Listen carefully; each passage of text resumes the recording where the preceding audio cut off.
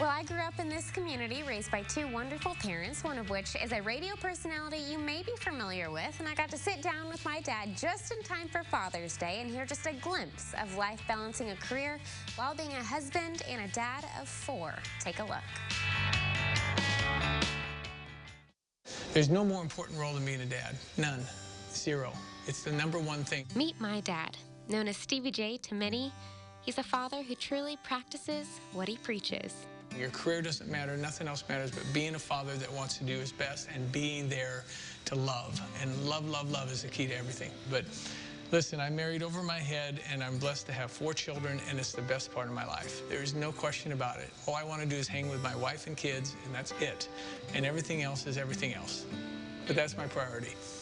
In my biased opinion, he's balanced the everything else with such care. Well, I went to a radio meeting in college, and I think there were 50 people there, and 49 of us wanted to do sports. I started as a disc jockey at a campus radio station, and nobody was listening, but I was sweating the whole time. And I just got that job at a town station after that and worked the glamorous hours of midnight to 6. And then eventually came to Champaign, and I was a disc jockey for 5 years, and then got a chance to do talk radio. And I've been doing that since 1984. Stevie Jay Broadcasting recently settled its roots back where it all began.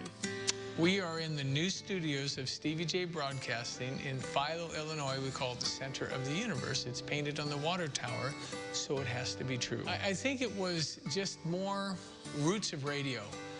Not only is it face-to-face eye contact with people, which is what local radio is supposed to be about, is to touch as many local people and events as we can. And just this home. It's a few hundred yards from where I grew up. And so it's just home. It feels great. We love it here.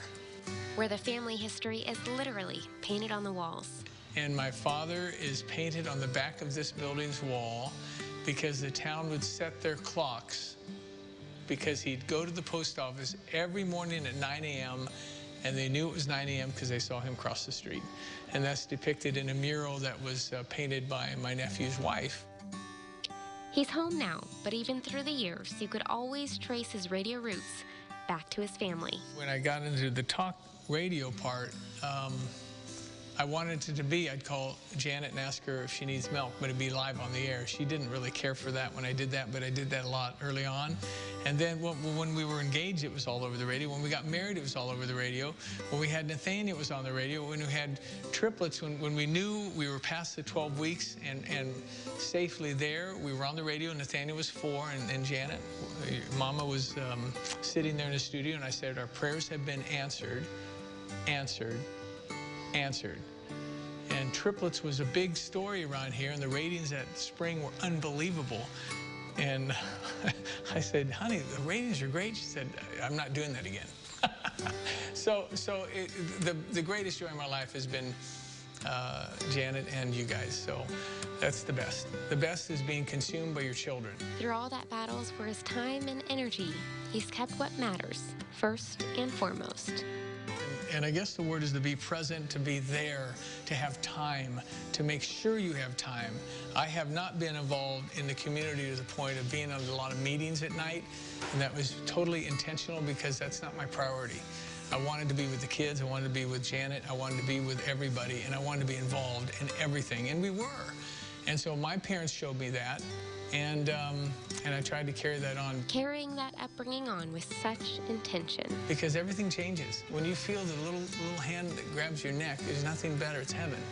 The impact and the pressure a little bit of being a dad where you're saying, do I want to do whatever it is? Because whatever I do, even if kids aren't here, the kids will do it. So I try and do everything in the dark, the same as the light, because my kids are going to do whatever I do. So I'm trying to set the best example I can, because I think that's the pressure of parents, is if you do something that isn't very good, they will know about it, and they will probably do it. Counting the weight of those little arms around the neck and the pressure of those little eyes as joy. I go back to my foundation of faith, because bad things happen. It's how you address them and deal with them, which is critical. And I'm honored and thankful, and I thank God every day I got to live this life. It's been that good. It's been that good for all those who get to enjoy his radio roots, the community he calls home, and for those who get to call him Dad. I'm honored and humbled and very blessed and thankful. Very thankful. So are we, Dad. Happy Father's Day. All right, that'll do it. We'll be back tomorrow. We appreciate you listening very, very much. Thank you, thank you. I am Stevie Jay. Talk to you tomorrow. Have a great day. It was so special getting to share a bit of my dad's story. Getting to just sit with him and talk with him was just something I haven't done before in that manner. But there's a cool saying that goes, if you want to change the world, go home and love your family. I've been blessed enough to have parents and a family that not only believes that, but lives that out. And of course, you can always listen to my dad on the radio or on his website steviej.com. But happy Father's Day to all the dads. Go home and love your family.